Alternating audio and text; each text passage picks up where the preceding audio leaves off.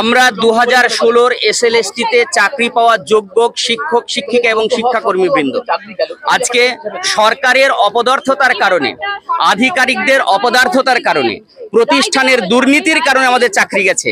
তাই প্রতিষ্ঠানের দুর্নীতির দায় যেহেতু আমাদের উপর চাপিয়ে দেওয়া হচ্ছে, আমরা এই দায় স্বীকার করতে পারি না। এ দায় একমাত্র প্রতিষ্ঠানের এবং সেই প্রতিষ্ঠানের আধিকারিকদের। সেখানে মুখ্যমন্ত্রী তার দায় এড়াতে পারেন না। তিনি আমাদের পরীক্ষা যেভাবে নিয়েছিলেন, সমস্ত পদ্ধতি অবলম্বন করে আমরা যোগ্যতার নিরিখে বারংবার পাশ করে আজ পর্যন্ত আমরা চাকরিতে বহাল ছিলাম, কিন্তু 3 তারিখের পর আমাদের চাকরিটা গেছে, দেওয়ালে পিঠ থেকে গেছে।